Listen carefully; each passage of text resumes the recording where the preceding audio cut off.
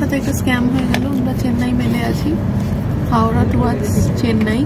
আমরা বেরোচ্ছি 4 অক্টোবর 2024। এইসব জিনিসপত্র আছে, একটু দক্ষিণ ভারত ঘুরে আসবো। আলু ট্রলিগুলো থাকতো, এই ট্রলি নিয়ে বেরিয়ে পড়লাম টোটোয় করে। দেখো আলিশপ বাস স্ট্যান্ডে পৌঁছে গেলাম। ওখানে SBSTC করে চলে গেলাম, একদম কলকাতায় পৌঁছে গেলাম। ওখানে অটো নিয়ে চলে গেলেন। 11:55 যে ট্রেন ছিল সেটা ভোর 3টায় ছাড়বে।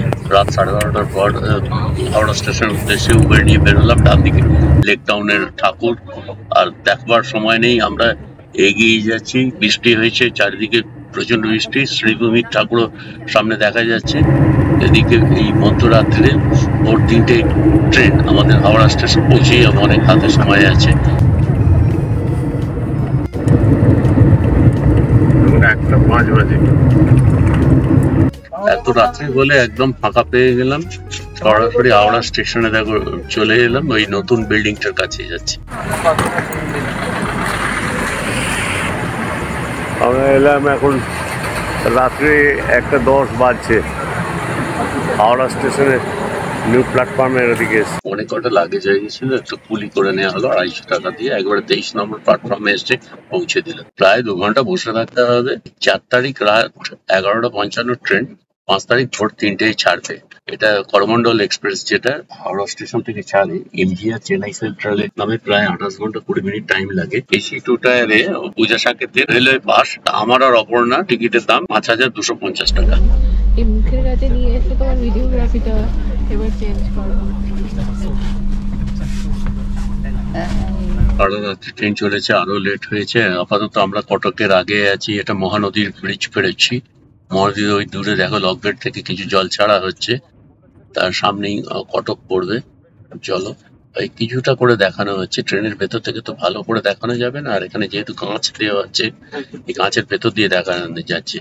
যে দরজায় দাঁড়িয়ে যে খোলা আকাশের বুকে যে সুন্দর ছবি যেভাবে দেখানো, সেটা দেখানো যাবে না।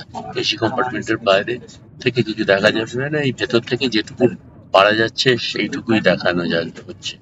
মূল যে বিষয়টা সেটা দেখাবো চেন্নাই গিয়ে। তবু দেখো ট্রেনে যতটা পারি ছবি দেখাই তোমাদের।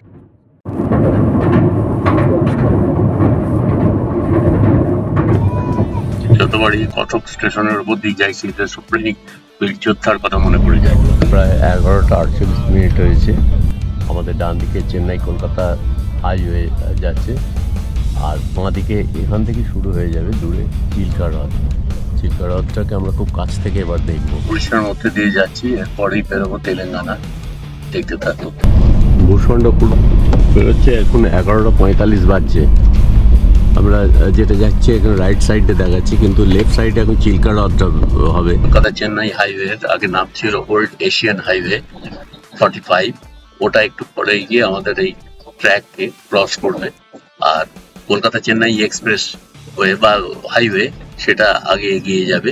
এবং সামনে দেখো প্রচুর পাহাড়। এবার আস্তে আস্তে পাহাড়ি এলাকা এবং সবুজে সবুজে মাঠ এগুলো দেখতে পাবে। এবং একসময় এই কলকাতা চেন্নাই হাইওয়ে এটাও এই রেলওয়ে ট্র্যাককে ক্রস করে বাঁ দিকে যাবে। আর বাঁ দিকে তোমাদের চিল্কা হ্রদ একটু পরেই দেখাচ্ছি। Hi viewers, I hope you all are enjoying your puja days. So the train, we are traveling in a train. You see, this is called a mountain. Hello বন্ধুরা, শুভ সকাল। চেন্নাই কলকাতা হাইওয়ের পাশ দিয়ে যাচ্ছি আমরা। সামনে পাহাড়গুলো কি সুন্দর দেখা যাচ্ছে। এটা কিন্তু একদম প্র্যাকটিক্যাল ভিউজ দেখছো, natural beauty. You just enjoy it through our channel and through my class Aparna's Pathshala. I hope you all are enjoying the views today. See, another train is passing by. Yes, I don't know the name of the train, but still it's passing by. We're stopped with the views. You just enjoy the views. I end here. Again, I will take you for a very nice views. আমরা এখন হরে কৃষ্ণপুর এবং আম্বাপাড়ার মাঝখান দিয়ে যাচ্ছি। লেফটে যেটা হচ্ছে old Asian highway 45, আর আমাদের ডান দিকে এখন যাচ্ছে কলকাতা চেন্নাই হাইওয়ে। সামনেই পাহাড়, এখানে পাহাড় প্রচুর শুরু হয়ে গেছে। আর আরও বাঁ দিকে আরও লেফটে দূরে, তোমরা এখন এখান থেকে দেখতে পাচ্ছ না, চিল্কা হ্রদ কিন্তু আমাদের সঙ্গে প্যারালাল যাচ্ছে। চিল্কা হ্রদের যে লেন্থ যেটা না এখনও দেখা যাচ্ছে না, এখনো অনেকটাই। দোনালাতে আছি, কিন্তু এটা আমরা পাবো, অনেকক্ষণ পাবো, কিন্তু কখনো দৃশ্যমান কখন হবে এখনো বুঝতে পারছি না। পার্কুল টার্কুল সমস্ত পড়বে এর মধ্যে।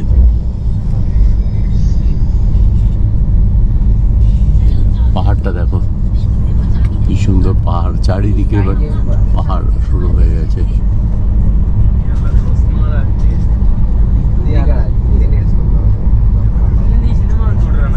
এর মধ্যে বালুগঞ্জ স্টেশন এলাম। চিল্কা, এই যে চিল্কা হ্রদ তোমাদের দেখাচ্ছি। এখন বাজে 12টা 29, 12:30 ধরা যায়। চিল্কা হ্রদটা দেখাচ্ছি। আমরা এখন কোথায় আছি? অ্যাকচুয়ালি চিল্কার এই যে দৃশ্যটা দেখালাম, এটা হচ্ছে লাঙ্গাল এক্সপ্রেস। আর একবার চিল্কাকে পাওয়া যাবে, আরও কাছ থেকে পাওয়া যাবে। আগে গিয়ে আমরা ঠিক চিল্কার পাশ দিয়েই যাব।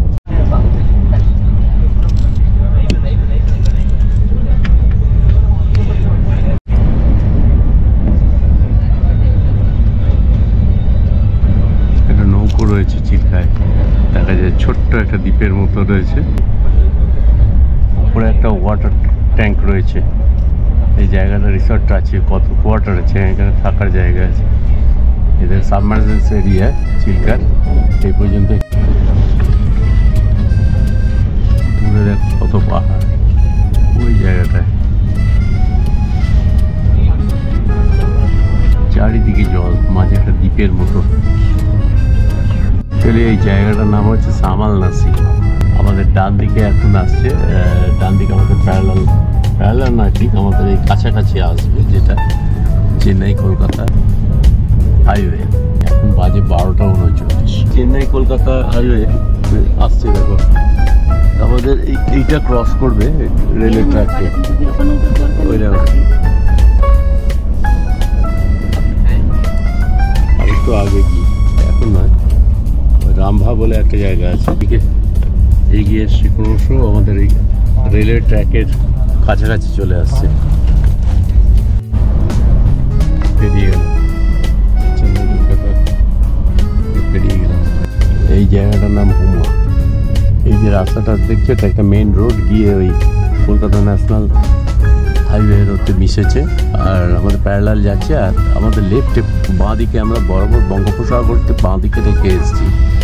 আর সামনে আমাদের পড়বে ঋষিকুল্যা রিভার, যেটা রাইট সাইড থেকে আসছে, লেফট সাইডে বঙ্গোপসাগরের দিক দিয়ে পড়বে। আসুক, ওটা এলেই তোমাদের দেখাচ্ছি। আমরা গঞ্জাম স্টেশন ক্রস করছি, এবার একটু আগে গিয়ে ঋষিকুল্যা রিভার পড়বে, যেটা সোজা গিয়ে বঙ্গোপসাগরে পড়ছে, সেটা দেখাচ্ছি তোমাদের। এবার ঋষিকুল্যা রিভারের একদম প্রান্তে চলে এসেছি, মানে একদম তীরে। দেখা যাচ্ছে গোপ্রো কতটা দেখা পাচ্ছে বুঝতে পারছি না, কিন্তু আমি দেখতে পাচ্ছি। দেখো, এটা হচ্ছে ঋষিকুল্যা রিভার। এই আমার ডান দিক থেকে আসছে, দিয়ে সোজা গিয়ে চলে যাচ্ছে দেখো চেন্নাই কলকাতা হাইওয়ে। ওকে ক্রস করে একটু লেফটে চলে গেছে, গিয়ে ওটা বঙ্গোপসাগরের দিকে আরও লেফটে গিয়ে ওটা মিশেছে। এই হলো ঋষিকুল্যা রিভার। ব্রেকফাস্ট চলছে এখন আমাদের, সব হোমমেড।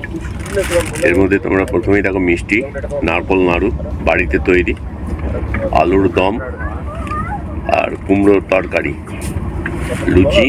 আপাতত দুটো নিয়েছি, তারপর নেবো। আচ্ছা, আমার প্রচন্ড খিদে পায়। ট্রেন থেকেই একটা ডিম ভাতের অর্ডার করে দিলাম, কিন্তু ওরা অ্যাপে অর্ডার করলো। ডিম ভাতের এই থালিটার দাম 160 টাকা। আরো আসছে। আমাদের সাথে একটা স্ক্যাম হয়ে গেল। আমরা চেন্নাই মেলে আছি, হাওড়া টুয়ার্ডস চেন্নাই। তো আমরা ব্রহ্মপুর থেকে ই ফুড ক্যাটারিংয়ে খাবার অর্ডার করেছিলাম। রেস্টুরেন্টের নামটাও স্পেসিফিক বলে দিচ্ছি। তো আমাদের ব্রহ্মপুরে ট্রেনটা 5 মিনিট দাঁড়ায় খাবার আসার কথা ছিল। তো অর্ডার নেওয়ার পর ওদের কল এসেছিলো, সমস্ত কিছু কনফার্মেশন নিয়ে নিল পেমেন্ট হয়েছে কিনা। কিন্তু ব্রহ্মপুরে আমরা ওয়েট করলাম, খাবার ফোনও সুইচ অফ, খাবারও ডেলিভারি হলো না। এবার এদিকে একের ট্রেন 3 ঘন্টা লেট, আমরা একটাই অর্ডার করেছিলাম। তো নেক্সট স্টেশন হচ্ছে বিশাখাপত্তনম। তো টাকা তো ফেরত পেয়ে যাব, সেটা প্রবলেম না, আমরা কমপ্লেনও করে দিয়েছি। কিন্তু মেন হচ্ছে যে আমাদের মানে খাওয়াটা দুপুরের লাঞ্চের টাইমে আমরা খাওয়াটা প্রপার টাইমে পেলাম। তাও বাঁচোয়া যে আমরা ট্রেন থেকে একটা একটাই প্লেট আমরা ট্রেন থেকে নিয়েছিলাম, বাকি 3টে অনলাইন অর্ডার করেছিলাম। তখন ওই ট্রেনের খাবারটাই ভরসা। আর এক প্লেট আমরা বলেছি, দেখা যাক। বিশাখাপত্তনমেও আমরা করেছি। তো ই ফুড ক্যাটারিংয়ে ঠিক আছে, কিন্তু একটু রেটিং দেখাটাও জরুরি, যে আমরা যে রেস্টুরেন্ট থেকে অর্ডার করছি মানে সেটা পুরো মানে রিভিউ দেখে অর্ডার করা উচিত। ই ফুড ক্যাটারিং নো ডাউট মানে খারাপ নয় ব্যাপারটা, কিন্তু তাতে এরকম স্ক্যামওয়ালা রেস্টুরেন্টও থাকে। ব্রহ্মপুরে যে রেস্টুরেন্টের নাম ছিল শঙ্কর ভবন, আর মোটামুটি স্টার রেটেড 4 স্টার রেটেড রেস্টুরেন্টই ছিল, কিন্তু মানে হচ্ছে ফোন হতেই পারে, যে কোনো কিছু প্রবলেম হতেই পারে, সেটা ফোনটা অফ করা তো উচিত না, কমিউনিকেশন থাকাটা জরুরি। আর ওরা যখন সার্ভিস এটার জন্যই পারপাসফুলি এখানে এই অ্যাপে অন রেখেছে, তো they should do their duty না। টাইম টু টাইম মিষ্টি, দই, চা, কফি ইত্যাদি তো চলছেই। আইআরসিটিসির আর একটা অ্যাপ থেকে বুক করা হয়েছিল যে খাবার, এই ক্যাটারার যেটা লক্ষ্মী ক্যাটারার, যে বিশাখাপত্তনমের আগেই যে দিয়ে 5:07 বাজে বিশাখাপত্তনম ঢুকবে একটু পরে। এটা একটা ভেজ বিরিয়ানি আর একটা ভেজ থালি দিল। ভেজ বিরিয়ানিটা হচ্ছে 120 টাকা আর ভেজ থালি হচ্ছে 170 টাকা। একটু আগেই আমাদের খাওয়া হয়ে গেছে, প্লেট তলায় কিন্তু এইসব আছে, এটা আর এখন খেতে পারছি না। এটা কি আছে দেখছে, টাইমলি জিনিসটা সার্ভ করলো। তা তোমরাও এইভাবে বিভিন্ন ক্যাটারিং সে আইআরসিটিসির হোক যাই হোক একটু দেখে করবে, কেন এরা পেমেন্ট নিয়ে তারপর ফোন অফ করে দিচ্ছে কোনো কোনো ক্ষেত্রে, যেটা আমাদের সাথে আজ ঘটেছিল।